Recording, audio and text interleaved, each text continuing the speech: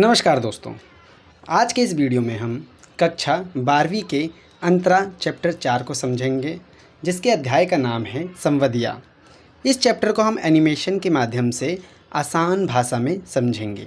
तो चलिए अपने वीडियो को शुरू करते हैं। संवदिया जो पाठ है, इसके दो मुख्य पात्र हैं। पहला है हरगोविंद और दूसरा है बड़ी बहुरिया। पूरा का पूरा पाठ इन दोनों के ही इर्द गिर्द घूमता रहता है। तो चलिए देखते हैं कि इस पाठ में क्या क्या होता है और इस पाठ की कहानी क्या है। पहला जो हमारा मुख्य पात्र है वो है हरगोविंद। हरगोविंद पैसे से एक संवदिया है। कौन होता है संवदिया? संवदिया का मतलब होता है संदेशवाहक, जो बिना लालच के संवाद पहुंचाने का काम करता है। पहले के समय में क्या होता था, अगर कोई किसी को न्योता भिजवाना होता था या बात पहुंचवानी होती थी तो एक व्यक्ति को बोल के दूसरी जगह गांव तक बात को पहुंचाते थे, और जो ये काम करता था उसे बोलते थे संवदिया। तो संवदिया यानी बात को पहुंचाने का काम करता था, संदेश को पहुंचाने का काम करता था। तो जो ये हमारा हरगोविंद है, कैरेक्टर जो है ये है संवदिया, ये संवाद को पहुँचाने का काम करता था। ठीक है, अब बात करते हैं जो संवदिया होता है इसकी क्या विशेषता होती है, यानी एक संवदिये में कौन कौन सी विशेषता का होना ज़रूरी होता है। तो संवदिया की जो सबसे मेन विशेषता होती है वो होती है उसकी आवाज़, उसकी भावना, उसके शब्द, ये सारी चीज़ें। क्यों? क्योंकि जो संवाद पहुंचाने का काम है नहीं कि मैं कोई भी जाके कर देगा, उसी आवाज़ में, उसी भावना के साथ जैसा शब्द उसने कहा सेम शब्दों का उच्चारण करते हुए बात को पहुंचाने का काम संवदिया करता था। इसलिए संवदिया को लोग भगवान का भेजा दूत भी कहते थे। कुछ लोग इसको निठल्ला, कामचोर, औरतों का गुलाम भी कहते थे, क्योंकि संवाद पहुंचाने का काम कौन करता है? औरतें करती थी। ठीक है, और ये कोई काम धंधा नहीं करता था, संवाद पहुँचाना भी कोई काम होता है, इसलिए इसको क्या बोलते थे? निठल्ला, कामचोर, और कुछ लोग इसको भगवान का दूत भी बोलते थे। दूसरा जो हमारा कैरेक्टर है वो है बड़ी बहुरिया। बड़ी बहुरिया के बारे में समझते हैं। तो ये जो बड़ी बहुरिया थी उसकी पहले सामाजिक दशा बहुत अच्छी थी, आर्थिक दशा भी बहुत अच्छी थी। हवेली में रहती थी, हवेली में नौकर चाकर की भीड़ लगी रहती थी। एनी टाइम इनके आगे पीछे नौकर चाकर घूमते रहते थे। लेकिन जब से इनके पति की मृत्यु हुई तब से इनकी स्थिति ख़राब हो गई। जो इनके देवर देवरानी थे उन्होंने हर चीज़ का क्या कर दिया? बंटवारा कर दिया, और अपना अपना हिस्सा लेके शहर चले गए। जब भी फसल की कटाई होती थी वो अपना हिस्सा लेने आ जाते थे, जिससे इनकी हालत क्या हो गई थी? बड़ी ही ख़राब हो गई थी। अब बड़ी बहुरिया संदेश पहुंचाने के लिए हरगोविंद को बुलाती है। वो हरगोविंद को बुलवाती है संदेश पहुंचाने के लिए। तो हरगोविंद के मन में समझ नहीं आता है, उसको संदेह होता है कि आज के समय में उन्होंने क्यों मुझे बुलाया, क्या आखिर कारण था? ज़रूर कुछ इम्पोर्टेंट बात रही होगी, इसलिए वो मुझे बुला रही है।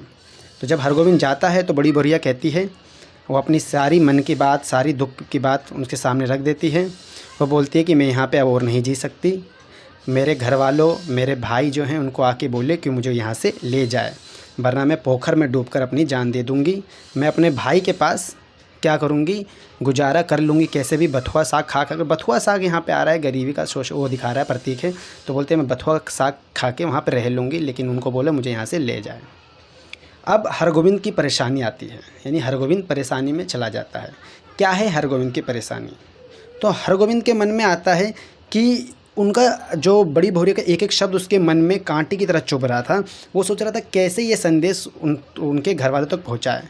ऐसा उसके मन में क्यों आ रहा था? उसके पीछे रीज़न था कि बड़ी बहुरिया जो थी वो गाँव की शान थी।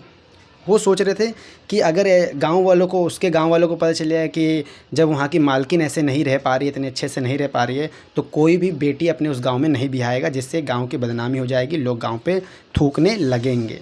ठीक है, तो ये उसकी मन की परेशानी थी कि वो संवाद को कैसे जाके सुनाए, जिससे अगर सुना देगा तो गाँव की क्या हो जाएगी? बदनामी हो जाएगी। और फिर वो जाता है और संवाद को बहुत कोशिश करता है बोलते बोलते, लेकिन वो बिना संवाद पहुंचाए ही वापस आ जाता है। जैसे वो आता है तो वो बड़ी बहुरिया के पास आके रोने लगता है और बोलता है कि मुझे माफ़ करना, मैंने आपका संवाद नहीं पहुंचा पाया।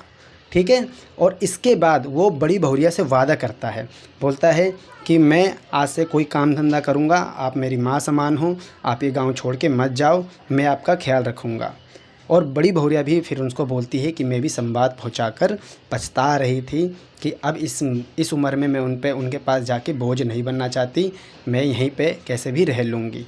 तो इस तरह दोनों जो क्या बोलते हैं हरगोविंद होता है वो बड़ी भौरिया से क्या करता है, संकल्प लेता है और वो उनसे आग्रह करता है कि वो गांव छोड़कर ना जाए। अब वो भी निठल्ला नहीं बैठेगा, वो भी काम वाम करेगा और उनको कोई भी जीवन में कष्ट नहीं होने देगा। और बड़ी भौरिया भी इस बात को मान जाती है। वो भी बोलती है कि हाँ, कि मुझे भी अब नहीं जाना था, मैं भी इस उम्र में उनके ऊपर बोझ नहीं बनना चाहती। तो ये था हमारा चैप्टर का सारांश। अब अगर आपको ये चैप्टर समझ आ गया हो तो फिर ये इन क्वेश्चनों के उत्तर कमेंट बॉक्स में ज़रा दें। पहला क्वेश्चन है, संवदिया कौन होता है, उसकी क्या विशेषता होती है, गांव वालों के मन में संवदिया की क्या अवधारणा थी। इसी में हमारा दूसरा क्वेश्चन है, बड़ी भौरिया अपने मायके संदेश क्यों भेजाना चाहती थी। और तीसरा क्वेश्चन है, संवाद बोलते वक्त बड़ी भौरिया की आंखों में आंसू क्यों आ गए। तो इसी के साथ आज का हमारा ये वीडियो समाप्त होता है। वीडियो अगर पसंद आए तो वीडियो को लाइक करें, हमारे चैनल को सब्सक्राइब करना ना भूलें और अपने दोस्तों के साथ इसको शेयर ज़रूर करें।